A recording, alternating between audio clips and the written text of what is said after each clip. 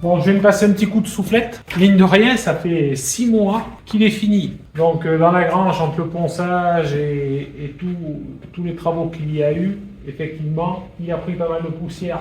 Ça, c'était dans la dernière vidéo où j'avais peint la cabine. Voilà, donc c'est resté tel que c'était. Donc, le but du jeu, ça va être de monter la cabine de là à là avec cette poutre. Donc là, j'ai un palan ici et j'en ai un autre sur la cabine là-haut. Là, j'aurai pas assez de marge pour lever la cabine. L'idée, c'est d'avancer le châssis tout droit au fond, en face de là. Je vais mettre notre palan ici, à peu près, assez large. La cabine sera entre et là, je mettrai une barre entre les deux palans pour pouvoir lever la cabine. Et après, je reculerai le châssis. Je vais déplacer mon pont, voilà, pour faire la place. Et ça c'est un chien. Et ça, c'est les pièces que j'ai encore à restaurer. Il y a quand même pas mal de boulot, donc il y a pas mal de pièces que je vais changer.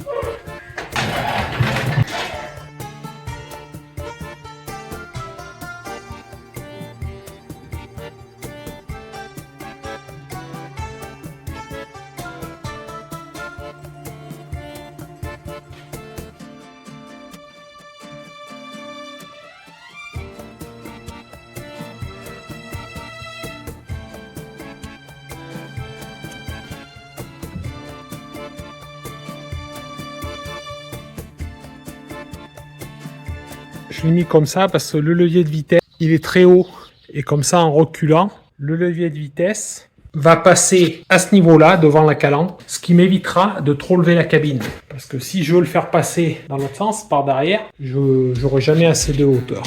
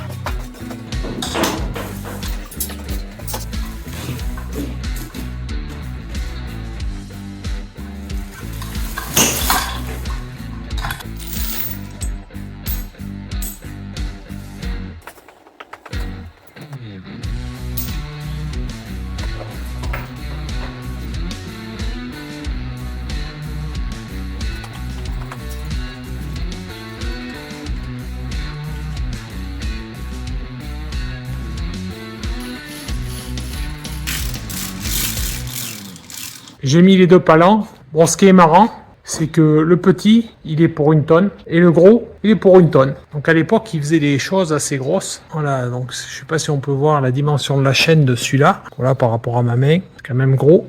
Et l'autre.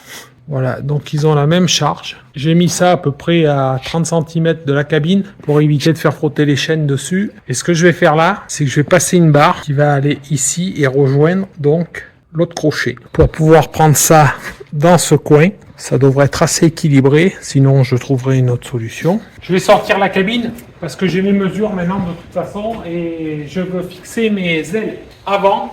Après, avec les roues, je sais que ça va être un peu plus embêtant, donc je préfère le faire avant. Donc, j'ai décidé de changer la visserie, quasiment complète pour fixer tous les éléments. L'autre était vraiment abîmé, donc j'ai acheté des boulons, des écrous, des rondelles, tout ça au poids. Là, j'ai pris un peu tout, taille de 6 à 12. Il y a un peu de 14, je crois, mais pas beaucoup.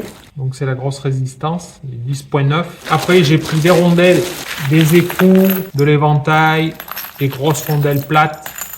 Ça sera surtout pour fixer la cabine. Et j'ai pris quelques vis inox pour fixer les ailes. Comme c'est soumis à pas mal de corrosion et d'humidité, donc je vais mettre des vis inox sous les ailes et pour fixer les portes. J'en ai pas pris beaucoup d'inox parce que c'est relativement cher quand même. Je crois que c'est 3 fois plus cher que le reste.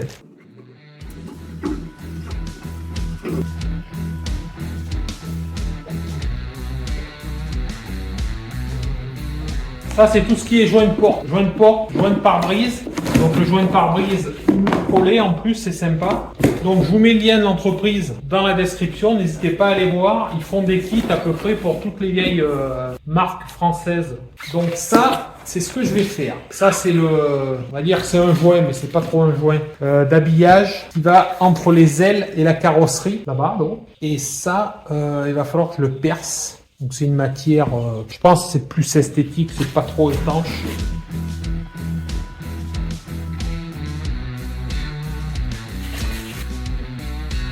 Je coupe un poil plus long quand même. Là.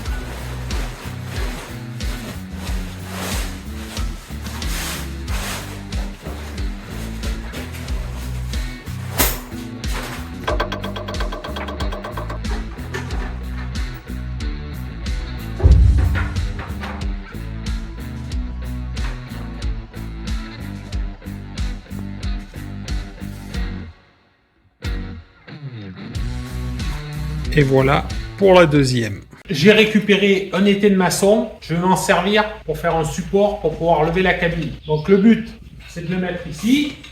Hop.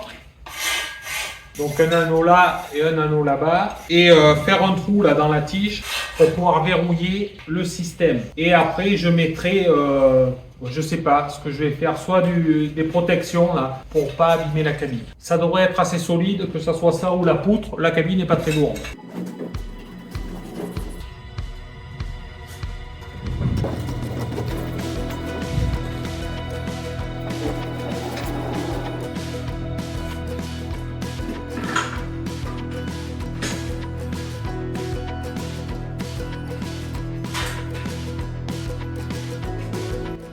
Ça, c'est une centreuse que j'avais fabriquée, j'avais fait une vidéo dessus. Je vous mets le lien, comme ça vous pourrez aller voir si ça vous intéresse.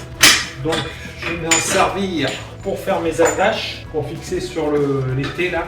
Ça, c'est du fer à béton de 12. Donc voilà, je vais me faire deux petits crochets, juste pour fixer sur l'étai de maçon.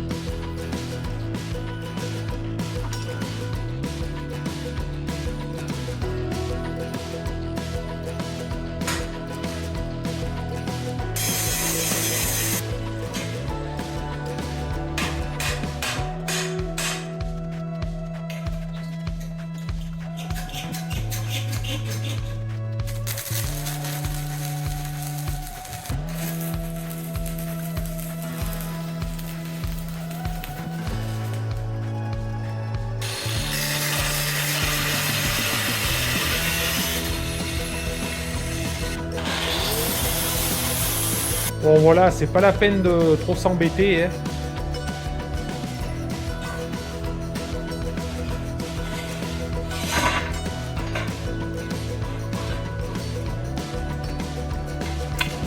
Maintenant, il va falloir que je fasse un trou pour mettre ceci, pour éviter que la barre s'écarte quand je vais lever.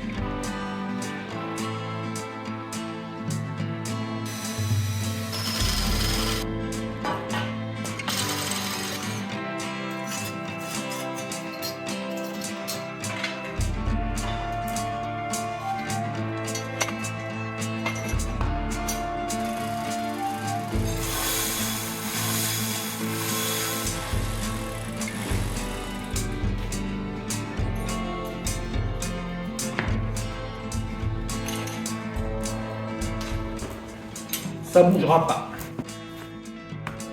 J'ai récupéré un vieux tapis et je vais m'en servir pour protéger la barre. Et j'ai récupéré aussi un vieux joint de porte. Voilà. Donc ma barre va porter théoriquement par là. Donc je vais mettre comme ça.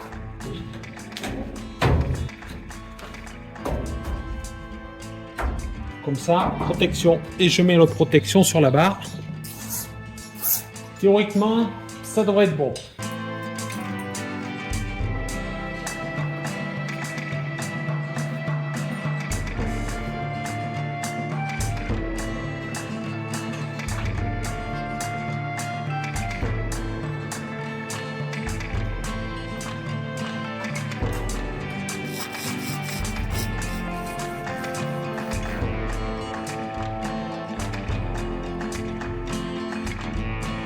Donc à ce stade, on est pas mal. La question c'est est-ce qu'elle va faire comme ça ou comme ça? Donc idéalement, j'aimerais qu'il y ait plus de poids là, pour que la cabine penche comme ça. Théoriquement, ça va faire, ça devrait, parce que bon, là il y a un peu plus de tôle, mais ça devrait le faire.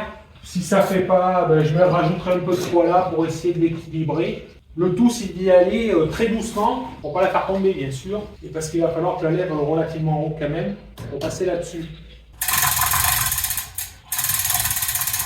Apparemment, j'espère qu'elle ne va pas trop partir vers l'avant non plus. Donc elle veut partir vers l'avant.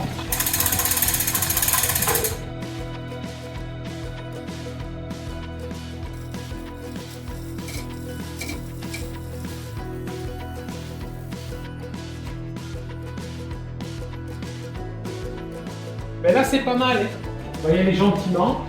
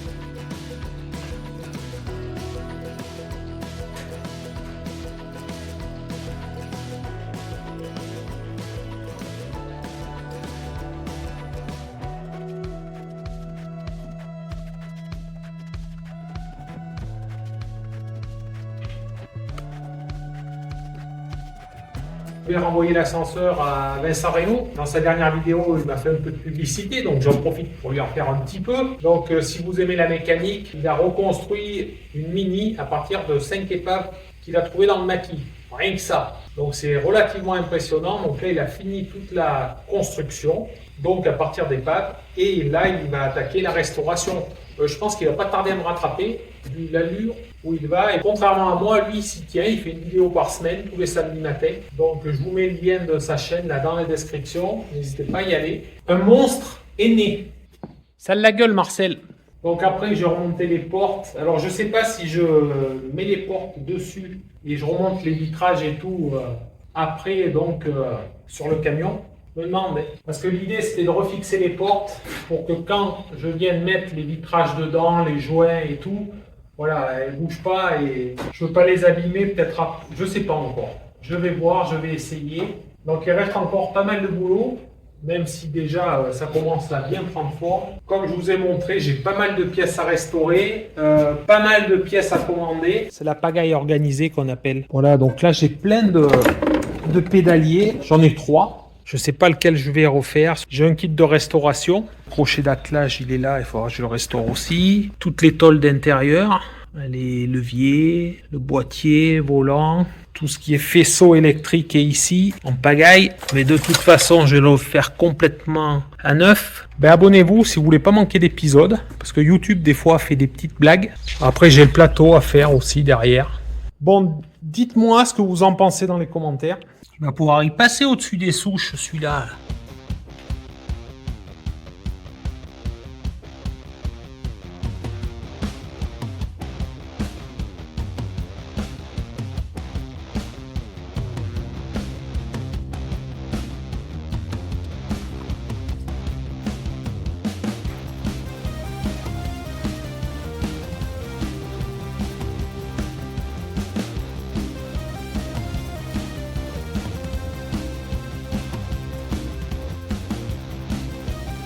C'est haut, mais c'est beau.